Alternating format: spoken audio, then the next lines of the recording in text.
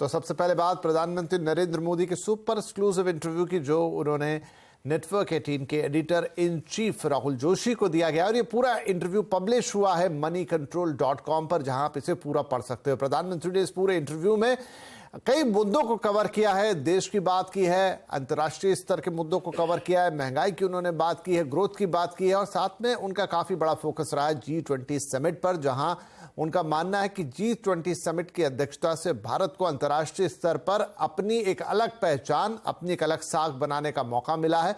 और G20 के बाद, इस शिखर सम्मेलन के बाद, भारत की दुनिया में अब एक अलग हैसियत है, और वो पूरी दुनिया की अर्थव्यवस्था, पूरी दुनिया का जो इस समय जियोपॉलिटिकल सिनेरियो है, उसको इससे जोड़कर देखते हैं। हमारे सहयोगी नीरज बाजपेयी हमारे साथ हैं, हम उनसे बातचीत करेंगे।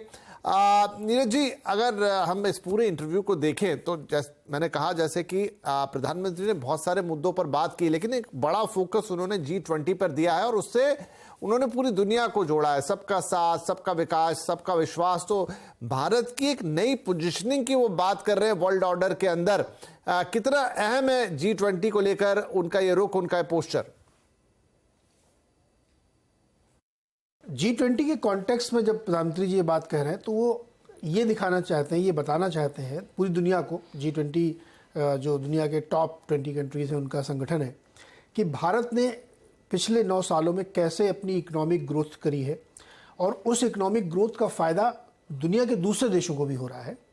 कैसे उन्होंने अपनी डिप्लोमेटिक सिचुएशन बनाई है, कैसे उन्होंने अपने बिजनेस पार्टनर्स बनाए हैं, और कैसे वो इस देश को और इस दुनिया को देख रहे हैं। बहुत इंपॉर्टेंट यहाँ पे ये समझना है कि भारत ने अपनी जो पोजीशनिंग की है, वो जैसे उनका एक बहुत ही फेमस सेइंग है कि सबका साथ सबका विकास। ये केवल देश के लिए नहीं है, ये दुनिया के लिए भी है, क्योंकि भारत के अंदर जो डेवलपमेंट हो रहे हैं, चाहे वो डिजिटल इंडिया के हों, चाहे किसी कोरोना वैक्सीन के डेवलपमेंट के हों, वो शेयर्ड है।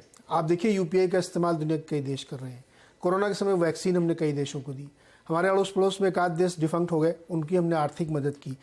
तो G20 जैसे फोरम पे भारत ये शोकेस कर रहा है कि भारत की जो आर्थिक ताकत के रूप में विकास हो रहा है, भारत का जो सामाजिक रूप से विकास हो रहा है, और जो डिप्लोमेटिक तरीके से हम अपनी पोजीशन रख रहे हैं, वो शेयर्ड है। अलग अलग फ्रंट पे आप देखिए तो भारत ने इसको करके दिखाया, और सिर्फ बातें नहीं, करके दिखाया। जैसे मैंने कहा कि कोरोना का वो दौर था जब बहुत मुश्किल में थे, तो हमने वैक्सीन शेयर की, बहुत सारे देशों को हमने फ्री में वैक्सीन दी। यही तो लीडरशिप की क्वालिटी होती है। फिर जब हम अपने यहाँ डिजिटल इंडिया बना रहे हैं, तो भारत तो डेवलप हो ही रहा है। हमने बहुत सारे देशों में अब UPI यूज़ होने की बात चल रही है। तो कंट्री एज ए होल जो आप डेवलप करते हैं, उसका फ़ायदा दूसरों को मिलता है। क्लीन और ग्रीन एनर्जी पे पूरी दुनिया में कितनी बैठकें हुई। भारत ने भी अपना एक संकल्प लिया है कि 2060 तक हमको नेट ज़ीरो होना है। उसके लिए क्या प्रयास किए जा रहे हैं? तो आपने देखा होगा कि फॉसिल फ्यूल की सब्सिडी उन्होंने कम की, ग्रीन एनर्जी की सब्सिडी बढ़ा दी। सबसे बड़े टैक्स रिफॉर्म्स किए, क्योंकि जब बाहर का निवेशक यहाँ आता है तो उसको लगता है कि यहाँ का टैक्स स्ट्रक्चर क्या है, पॉलिटिकल सिस्टम क्या है। तो एक देश एक टैक्स, GST लागू की। कॉरपोरेट टैक्स कम किए गए, जिससे विदेश की जब कंपनी यहाँ आए या तो उसको दिखे कि यहाँ पे एक सिमिलैरिटी है, और कॉरपोरेट टैक्स रेशनलाइज किए गए। PLI स्कीम लगाई गई, जिससे घरेलू कंपनियों को बहुत फ़ायदा हुआ। तो ओवरऑल जो एक जिसको कहते हैं सर्वांगीण विकास की तस्वीर G20 में भारत रख रहा है। और अगेन ये पूरी दुनिया के लिए है, मॉडल एक तरीके से हो सकता है, और इसका फ़ायदा कोई भी देश ले सकता है। हम तो शेयर करने के लिए बिल्कुल तैयार हैं कि आप हमारी तकनीक का, हमारे विकास का, हमारे मॉडल का फ़ायदा उठा सकते हैं। इस इंटरव्यू के अंदर वो चीज़ बताई गई है। जी नीरज जी, बहुत शुक्रिया। तो ये उस पूरे इंटरव्यू का एक तरीके से सार था, और इस इंटरव्यू पर एक बड़ी प्रतिक्रिया भी आई है देश भर में। बिजनेस लीडर्स ने इस पर रिएक्ट किया, मार्केट लीडर्स ने इस पर रिएक्ट किया है, और साथ में राजनीतिक पार्टियों ने भी इस पर रिएक्ट किया। लेकिन पहले हम थोड़ा बिजनेस वर्ल्ड की तरफ देख लेते हैं। तो इनाम ग्रुप के वल्लभ भंसाली ने कहा है कि विश्व की बड़ी बड़ी कंपनियां भारत में अब निवेश करना चाहती है, और आने वाले 10 साल भारत के लिए बहुत अच्छे रहेंगे। देखिए, जो पैसा भेजता है ना, वो कोई नारेबाजी से या इससे नहीं भेजता। वो सतही लेवल पे, जमीनी लेवल पर आपके चेंजेस देखते हैं, मार्केट को देखते हैं। तो पहले भारत में कई बार धोखा खा चुके हैं कमेंट्री सुन के जो लोग आए हैं, तो अब कमेंट्री सुन के नहीं आते। और जो लोग चीन से भारत आना चाहते हैं, वो तो बिल्कुल जानते हैं कि हमें क्या क्या चाहिए, यहाँ क्या है क्या नहीं है, क्योंकि उसको अगले दिन से माल सप्लाई करना रहता है। तो आज टेस्ला और एप्पल जब यहाँ आके इवेल्युएट कर रहे हैं, तो वो बहुत बारीकी से देख रहे हैं कि यहाँ क्या है क्या नहीं है। और मैं टेस्ला एप्पल की बातें तो हेडलाइंस की है, लेकिन न जाने कितनी कंपनियां हैं जो आज भारत को बहुत गहराई से, बहुत सावधानी से इवैल्यूएट कर रही है। इसलिए देखिए, कोई भी चीज एक जैसी नहीं चलती, उसमें लहरें तो ऊपर नीचे आती है, कई कारण आते जाते रहेंगे, लेकिन जो ट्रेंड है वो ट्रेंड तो बिल्कुल भारत में लगातार निवेश होने का, अगर ये राजनीतिक स्थिरता, पॉलिसी स्थिरता बनी रहती है तो निश्चित ही अगले 10-20 साल तक भारत के अंदर ये क्रम चलता रहेगा। आरएन कैपिटल पार्टनर्स के चेयरमैन टीवी मोहनदास पई का कहना है कि पूरी दुनिया इस वक्त डिजिटल क्रांति के दौर से गुजर रही है और ये क्रांति इंडस्ट्रियल रिवॉल्यूशन से भी ज्यादा बड़ी है और इस सरकार का इसमें अहम योगदान है। अब हम तो डिजिटल रेवोल्यूशन के बीच में हैं, तो विश्व में हो रहा है, ये तो डिजिटल रेवोल्यूशन है और डिजिटल रेवोल्यूशन इंडस्ट्रियल रेवोल्यूशन के भी ज्यादा होगा। और डिजिटल रेवोल्यूशन में 3 देश आगे हैं, पहला तो यूनाइटेड स्टेट्स, दूसरा चाइना और तीसरा भारत। और चाइना के पास तो एक फायरवॉल है, वो दूसरे देश उनसे इंटरेक्ट करने से मना करते हैं। इसलिए सारी विश्व में यूनाइटेड स्टेट्स और भारत का जो रिश्ता है वही ये डिजिटल रेवोल्यूशन में आगे जाकर डोमिनेट करेगा। प्रधानमंत्री नरेंद्र मोदी के इंटरव्यू पर विपक्षी दलों ने तीखी प्रतिक्रिया दी है। कांग्रेस का कहना है कि सरकार महंगाई पर चर्चा क्यों नहीं कर रही, वहीं दूसरे विपक्षी दल भी पीएम से सवाल पूछ रहे हैं। ये सब बोलने दीजिए। संसद के अंदर जब विषय महंगाई का विषय लिया जाएगा, जब मौजूदा आर्थिक स्थिति है उस पर विषय लिया, चर्चा होगी, उस पर वित्त मंत्री बोलेंगी, अलग अलग मंत्री बोलेंगे, बोलने दीजिए, पर हमें भी मौका दीजिए। तो हम क्या कह रहे हैं कि इस 5 दिन में संसद के अंदर ये आर्थिक मुद्दे हैं, राजनीतिक मुद्दे हैं, सामाजिक मुद्दे हैं, चीन को लेकर जो मुद्दे हैं उस पर एक चर्चा कराइए। अब भारत में महंगाई रोकनी है तो आपको विदेशी देशों की मदद लेनी पड़ेगी। ये तो पहला नया फार्मूला हम नरेंद्र मोदी जी के ज़ुबान से सुन रहे हैं। आप बताइए कि जब हमारे देश में 80 करोड़ लोग इस देश के अंदर, जो कि जिनकी तादाद पहले करीब 30 से कुछ 32 करोड़ थी, जिनको हम राशन दिया करते थे, जो गरीबी रेखा से नीचे थे, लेकिन आज पूरे देश में 80 करोड़ लोग अगर लाइन में लगे हैं, इसका मतलब तो यही है ना कि उनकी हालत खस्ता है, हालत ख़राब है भारत के लोगों की। तो 140 करोड़ में 80 करोड़ लोग राशन ले रहे हैं, तो कुछ कहने की ज़रूरत नहीं है। तो इस प्रधानमंत्री के एक्सक्लूसिव इंटरव्यू पर कई प्रतिक्रियाएं हैं जो लगातार आ रही हैं। आप इस इंटरव्यू को पढ़ना चाहते तो आप moneycontrol.com पर लॉग इन करके ये पूरा इंटरव्यू पढ़ सकते हैं प्रधानमंत्री का, जिसे लिया गया है नेटवर्क 18 या नेटवर्क 18 के editor in chief Rahul Joshi साहब की तरफ से, और ये प्रधानमंत्री का पूरा इंटरव्यू पब्लिश किया गया है moneycontrol.com पर। कुछ और खबरों का रुख करते हैं। संसद के विशेष सत्र से पहले इस सियासी घमासान इस पर अब छिड़ गया है। विपक्षी गठबंधन ने बैठक करके 18 से 22 सितंबर को होने वाले विशेष सत्र में शामिल होने का फैसला कर लिया है। विपक्षी गठबंधन की 24 पार्टियां संसद के विशेष सत्र में शामिल होंगी। हालांकि सरकार ने अभी तक विशेष सत्र का एजेंडा साफ नहीं किया है। इसे लेकर कांग्रेस की पूर्व अध्यक्ष सोनिया गांधी ने प्रधानमंत्री नरेंद्र मोदी को एक चिट्ठी लिखी है, जिसमें विशेष सत्र का एजेंडा साफ करने की गुजारिश की गई है। इसके अलावा विपक्षी पार्टियों ने 9 मुद्दे उठाए हैं जिस पर वो विशेष सत्र में चर्चा चाहते हैं। पहला मुद्दा है जो मौजूदा आर्थिक स्थिति है, जो कमर तोड़ महंगाई है, बढ़ती हुई बेरोजगारी है, आर्थिक विषमताएं हैं, और जो खास तौर से सूक्ष्म, लघु और मध्यम उद्योगों के परेशानी को लेकर जो हम मुद्दा उठाने चाहते थे पिछले सत्रों में, हम उठा नहीं पाए। हम चाहते हैं कि इस पर 2 घंटे, 3 घंटे, 4 घंटे का बहस हो। इधर भारत नाम को लेकर भी सियासी विवाद थमने का नाम नहीं ले रहा है। सरकार की तरफ से इंडिया की जगह भारत शब्द के इस्तेमाल पर जोर बढ़ गया है। विवाद की शुरुआत राष्ट्रपति भवन की तरफ से G20 डिनर के लिए भेजे गए निमंत्रण पत्र से हुई, जिस पर प्रेसिडेंट ऑफ इंडिया के बजाय प्रेसिडेंट ऑफ भारत लिखा गया। G20 समिट में भी इंडिया के साथ भारत लिखा गया है। G20 के पहचान पत्रों पर भी भारत शब्द का इस्तेमाल किया गया है। इसके अलावा आसियान इंडिया सम्मेलन में भी प्राइम मिनिस्टर ऑफ भारत लिखा गया है। भारत नाम को लेकर विपक्षी पार्टियां लगातार सरकार पर हमला कर रही हैं। हमारी पार्टी का ये मानना है कि ये कतई भी उचित व न्याय संगत नहीं है, अर्थात ये घोर अनुचित है। बल्कि इस बारे में सच्चाई तो ये है कि देश के नाम को लेकर अपने संविधान के साथ छेड़छाड़ करने का मौका बीजेपी के एनडीए को या खुद विपक्ष ने एक सोची समझी रणनीति व षड्यंत्र के तहत अपने गठबंधन का नाम इंडिया रखकर इनको दिया है। इतनी घबराहट 19 जुलाई से पूर्व तो ये कभी नहीं सुना आपसे। 19 जुलाई को ये गठबंधन बना इंडिया, लेकिन क्या क्या छीन लीजिएगा सर, परेशानी में और डर में, क्योंकि हमारा टैगलाइन है जुड़ेगा भारत जीतेगा इंडिया। फर्ज कीजिए चर्चा चल रही है, अगर इंडिया के साथ भारत का भी हम एब्रिविएशन ले लें, फिर कहां जाओगे, कौन सा नाम ढूंढोगे। इधर विदेश मंत्री एस जयशंकर ने इंडिया बनाम भारत के मुद्दे पर प्रतिक्रिया दी है। उन्होंने कहा कि संविधान में भी भारत का जिक्र किया गया है।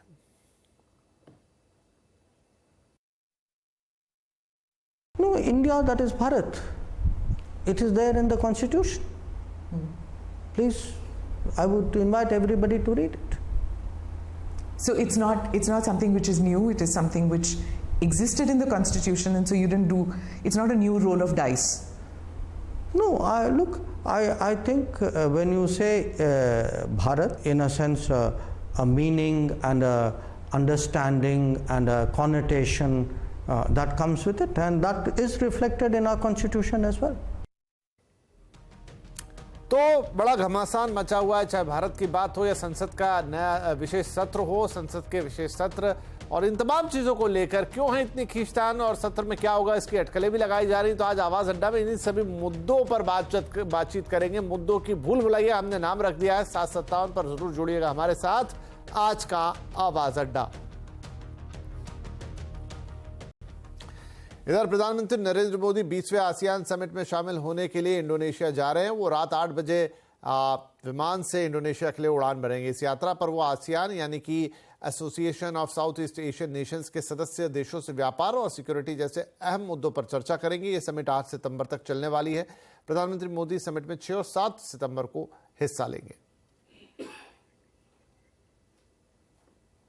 अब बात करते हैं बाजार की। तो आज बाजार ने दिन के निचले स्तरों से अच्छा कमबैक किया और वो सुधर कर बंद हुए हैं। मिड कैप इंडेक्स भी आज रिकॉर्ड ऊंचाई पर पहुंचा। सेंसेक्स 100 पॉइंट चढ़कर 65,881 पर बंद हुआ, तो निफ्टी 36 अंक चढ़कर 19,611 पर। आज सबसे ज्यादा खरीदारी हमने एफएमसीजी, फार्मा, तेल और गैस शेयरों में देखी। वहीं मेटल रियल्टी शेयरों में आज बिकवाली का दिन था।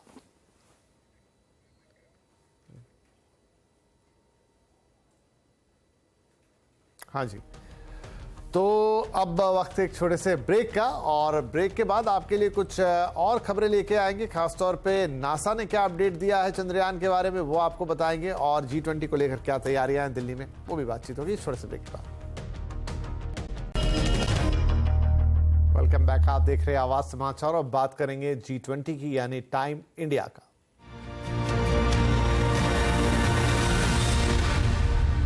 9 और 10 सितंबर को दिल्ली में होने वाली G20 समिट के लिए जोर शोर से तैयारियां चल रही हैं। समिट में शामिल होने वाले विदेशी मेहमानों का आना शुरू भी हो गया है। मंगलवार को नाइजीरिया के राष्ट्रपति बोला अहमद तिनुबू समिट में शामिल होने के लिए दिल्ली पहुंच गए। वो इस कार्यक्रम में आने वाले पहले विदेशी मेहमान हैं। वहीं अमेरिकी राष्ट्रपति जो बाइडेन 7 सितंबर को 4 दिन की भारत यात्रा पर आने वाले हैं। राजधानी में होने वाले G20 समिट के दौरान 200 से ज्यादा ट्रेनों को रद्द किया गया है। कैंसिल ट्रेनों में सभी EMU ट्रेनें और कुछ मेल एक्सप्रेस ट्रेनें भी शामिल हैं। कुछ ट्रेनों को डाइवर्ट भी किया गया है। यूपी बिहार से आने वाली ट्रेनों को गाजियाबाद में ही स्टॉपेज दिया गया है और पंजाब से आने वाली ट्रेनें दिल्ली की बजाय अब बादली में रोकी जाएंगी। G20 के लिए क्या है रेलवे का ट्रेन हैंडलिंग प्लान, ज्यादा जानकारी दे रही है हमारी संवाददाता दीपाली नंदा। राजधानी दिल्ली में होने वाले G20 समिट के लिए रेलवे ने भी ट्रेन हैंडलिंग प्लान तैयार किया है और इस प्लान के तहत 200 से ज्यादा ट्रेनों को पूरी तरह से कैंसिल किया जा चुका है। खास तौर पर जो EMU ट्रेन्स हैं वो 8 सितंबर से लेकर 10 सितंबर तक पूरी तरह से कैंसिल रहेंगी। यानी जो ट्रेनें फरीदाबाद, हापुड़, मेरठ, गाजियाबाद से दिल्ली के स्टेशनों की तरफ आ रही हैं, उनकी आवाजाही पर पूरी तरह से रोक लगाई जाएगी। वहीं कुछ मेल एक्सप्रेस ट्रेनें भी हैं जो लॉन्ग डिस्टेंस की हैं, करीब इनकी संख्या 40 के हिसाब से होगी, इन्हें भी पूरी तरह से कैंसिल किया गया है। साथ ही साथ इसी ट्रेन हैंडलिंग प्लान के तहत रेलवे ने यूपी और बिहार से आने वाली ट्रेनों को गाजियाबाद में स्टॉपेज दिया है और साथ ही साथ जो ट्रेनें, जो लॉन्ग डिस्टेंस ट्रेनें हैं जो पंजाब से दिल्ली की तरफ आ रही है, उन्हें एक्स्ट्रा स्टॉपेज बादली में दिया गया है। मकसद यही है कि नई दिल्ली रेलवे स्टेशन जहां पर इस वक्त मैं खड़ी हूं, यहां पर कम से कम फुटफॉल हो, कम से कम भीड़ भाड़ हो, क्योंकि नई दिल्ली रेलवे स्टेशन बिल्कुल कनॉट प्लेस के साथ सटा हुआ स्टेशन है और G20 समिट के दौरान किसी भी तरह से सिक्योरिटी या सेफ्टी के हिसाब से कुछ चैलेंज सामने ना हो, कोई चूक सामने ना हो, इसी के मद्देनजर 200 से ज्यादा ट्रेनों को कैंसिल किया जा चुका है। और लगातार रेलवे की तरफ से भी यात्रियों को ये एडवाइस दी जा रही है कि अगर वो 8 से 10 सितंबर के बीच ट्रेन से ट्रैवल कर रहे हैं तो NTES यानी कि नेशनल ट्रेन इंक्वायरी सिस्टम पर जरूर देखें कि क्या उनकी ट्रेन कैंसिल या फिर डाइवर्ट तो नहीं हो गई है। दीपाली नंदा, दिल्ली। ट्रेनों के अलावा हवाई यात्रा पर भी असर पड़ने वाला है। G20 के दौरान दिल्ली में लगभग 300 फ्लाइट्स में बदलाव किए जा सकते हैं। हालांकि कैंसिल या डाइवर्ट हुई फ्लाइट्स की जानकारी VVIP एयरक्राफ्ट्स के मूवमेंट पर निर्भर करेगी। लेकिन खबर पर और जानकारी लेते हैं अपने संवाददाता रोहन सिंह से। जी, G20 समिट यानी कि 8 से 10 सितंबर के बीच अगर आप दिल्ली से हवाई यात्रा कर रहे हैं तो कुछ बातों का खास ख्याल रखना पड़ेगा। सबसे पहले तो जो अभी तक इन्फॉर्मेशन है उसके मुताबिक लगभग 1/4 फ्लाइट्स यानी कि लगभग 300 फ्लाइट्स हर दिन जो है वो इम्पैक्टेड होगी। इम्पैक्ट होने का मतलब है कि फ्लाइट्स कैंसिल हो सकती हैं या फिर उनमें डिले हो सकता है या फिर उन्हें डाइवर्ट किया जा सकता है।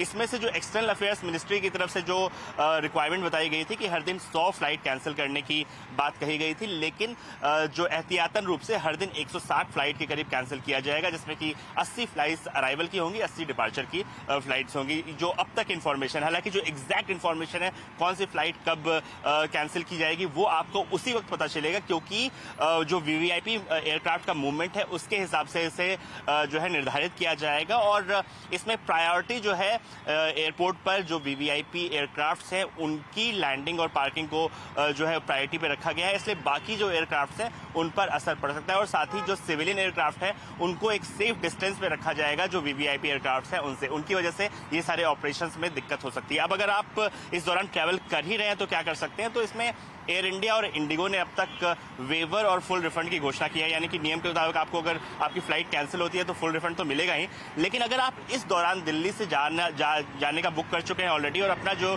ट्रैवल प्लान है वो चेंज करना चाहते हैं तो आपको सिर्फ जो फेयर का डिफरेंस है सिर्फ आपको वो देना पड़ेगा। जो बाकी के चार्जेस हैं, कैंसिलेशन चार्जेस हैं, वो आपको ये दोनों एयरलाइन जो है वेव ऑफ कर देंगे। और उम्मीद है कि आने वाले दिनों में जो बाकी एयरलाइंस हैं वो भी इस तरह की घोषणा करेंगी। लेकिन अब एयरपोर्ट पहुंचे कैसे, तो इसमें भी 2-3 बातों का ख्याल रखना पड़ेगा कि जो सेंट्रल दिल्ली एरिया है उसे अवॉइड करें और खासतौर पर टैक्सी को अवॉइड करें, क्योंकि उस दिन बहुत सारे सिक्योरिटी कंसर्न्स होंगे जिसकी वजह से आपको देरी लग सकती है। तो थोड़ा सा एक एक्स्ट्रा समय लेके चले। अगर आप डोमेस्टिक ट्रैवल भी कर रहे हैं तो 2 से ढाई घंटा पहले एयरपोर्ट पहुंचने की कोशिश करें, क्योंकि जो सिक्योरिटी अरेंजमेंट्स हैं हो सकता है कि आपको थोड़ा वक्त लग सकता है। और साथ ही जो सबसे अच्छा तरीका है इस वक्त एयरपोर्ट पहुंचने का वो होगा एयरपोर्ट मेट्रो, क्योंकि वो जो है उसे सिक्योरिटी से आप जो है वो आप इससे बाईपास कर सकते हैं जो रोड सड़क पे जो सिक्योरिटी है, और बड़े आराम से बहुत कम समय में आप एयरपोर्ट पहुंच सकते हैं। लेकिन हमेशा इस बात का ख्याल रखें कि कम से कम 2 से ढाई घंटे का एक मार्जिन एयरपोर्ट पहुंचने के लिए लेकर चलें।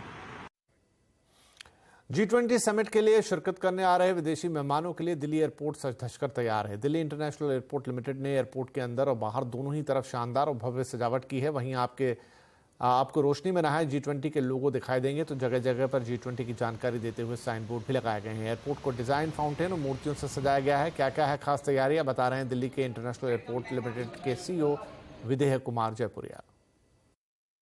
दिल्ली एयरपोर्ट एक्सपेंशन फेज में है, तो हमने ये इंश्योर किया है कि जितनी भी कंस्ट्रक्शन एक्टिविटीज हैं वो समिट के पहले ही खत्म हो जाए।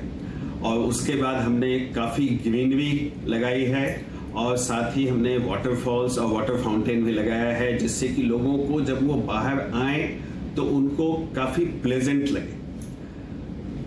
इसके अलावा हमने पूरे एटमॉस्फेयर को फेस्टिव बनाने के लिए हमने ट्राई कलर लाइट्स लगाए हैं पूरे एयरपोर्ट प्रेमाइसेस में, जिससे कि वो काफी फेस्टिव एटमॉस्फेयर देता है और उससे कोई भी जो यात्री आ रहे हैं या फिर यहाँ से जाने वाले हैं उनको ये फील हो कि हम लोग बहुत ही खुश हैं, हम लोग बहुत ही खुले दिल से उनका स्वागत करने के लिए तैयार हैं। मुंबई में ग्लोबल फिनटेक फेस्ट 2023 का आज दूसरा दिन रहा। ग्लोबल फिनटेक फेस्ट में एनपीसीआई ने क्रेडिट ऑन यूपीआई लॉन्च कर दिया, यानी अब यूपीआई के जरिए लोन मिलेगा। क्रेडिट ऑन यूपीआई से जीपे, ज़ेपे, भीम, पेटीएम भी जुड़ गए हैं। इसके अलावा आईसीआईसीआई बैंक, पीएनबी, एसबीआई भी ये सुविधा अब आपको देंगे, यानी अब बैंक यूपीआई के जरिए लोन देंगे, उधार वहां से मिल पाएगा। कार्यक्रम में भाग लेने पहुंचे प्लूटोस वन के को फाउंडर रजत गुलाटी का कहना है कि इस वक्त भारत में फिनटेक इंडस्ट्री को लेकर काफी रेगुलेटरी चैलेंजेस है जिन पर काम करना जरूरी है। भारत जैसे बड़े देश और डाइवर्स देश में कुछ रेगुलेटरी चैलेंजेस हमेशा रहेंगे। रेगुलेटर का काम होता है ये देखना कि जो छोटा कंज्यूमर है, जो पहली बार का कंज्यूमर है, जिसको इन प्रोडक्ट्स के बारे में पहली बार पता लग रहा है, उसके इंटरेस्ट प्रोटेक्टेड रहें। अब जो दूसरी तरफ पे कंपनीज हैं, फिनटेक्स हैं, जो सर्विसेज प्रोवाइड कर रही हैं, उनके इंटरेस्ट स्लाइटली अलग रह सकते हैं। ये सिर्फ एनपीसीआई की गाइडेंस के अंडर और जीएफएफ जैसे इवेंट्स पे ऐसे हो सकता है कि फिनटेक में जितने स्टेक होल्डर्स हैं, चाहे फिनटेक्स हों, चाहे रेगुलेटर्स हों, चाहे बैंक्स हों, वो एक जगह आ सकें और वहाँ पे ये सब डिस्कस कर सकें कि कैसे ये रेगुलेटरी चैलेंजेस को मीट किया जा सकता है। बात एशिया कप की, जहां पर सुपर 4 स्टेज के मुकाबले खेले जा रहे हैं। आज पहला मुकाबला पाकिस्तान और बांग्लादेश के बीच चल रहा है। बांग्लादेश ने आज टॉस जीता, पहले बैटिंग की और पाकिस्तान को सिर्फ 194 रनों का टारगेट दिया है। टीम पाकिस्तान ने 6 ओवर के बाद बिना नुकसान के 21 से ज्यादा रन बना लिए हैं। हालांकि फ्लड लाइट्स खराब होने की वजह से खेल थोड़ी देर के लिए रोका गया था। ये मैच लाहौर के गद्दाफी स्टेडियम में खेला जा रहा है। वहीं इंजरी की वजह से टूर्नामेंट के टॉप स्कोरर नजमुल हुसैन शांतो इस मुकाबले में नहीं खेल रहे हैं। उनकी जगह लिटन दास को टीम में शामिल किया गया था। मुंबई का गणेश उत्सव दुनिया देखती है, लेकिन आज हम आपको दिखाएंगे वो जगह जहां आकार लेती हैं सबसे खास गणपति की मूर्तियां। देखिए संवाददाता पीयूष परमार की ये रिपोर्ट।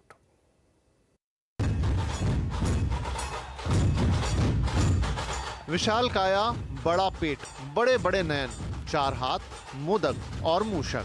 गणपति की बैठी मूर्ति हो या धरती या मछली या सिंहासन पर विराजे गणेश, मुंबई के अलग अलग इलाकों के राजा यहीं से तैयार होकर निकलेंगे। मंडलों के ऑर्डर्स के अनुसार गणेश के साथ गरुड़, शेषनाग, शिव और बालाजी की मूर्तियां भी यहीं तैयार की जाती हैं। कलाकार कई सालों से इन कारखानों में मूर्तियां बनाते आ रहे हैं। यहाँ हर साल कई महीनों तक काम चलता है, तब तैयार होती है गणपति की 2 से लेकर 20 से 30 फुट तक ऊंची मूर्तियां।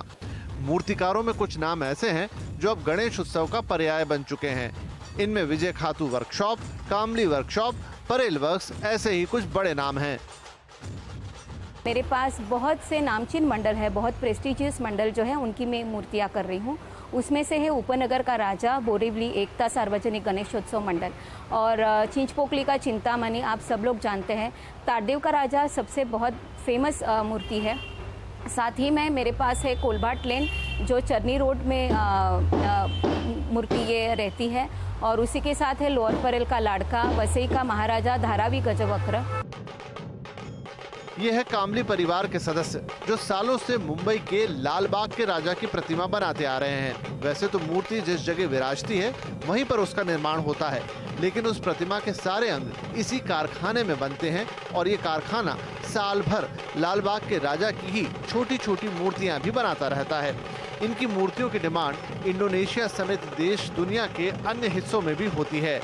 पीयूष परमार, मुंबई। तो इस बुलेटिन में फिलहाल इतना है, लेकिन CNBC आवाज पर खबरों का सिलसिला जारी है। आगे आपके लिए लेकर आएंगे कल की तैयारी।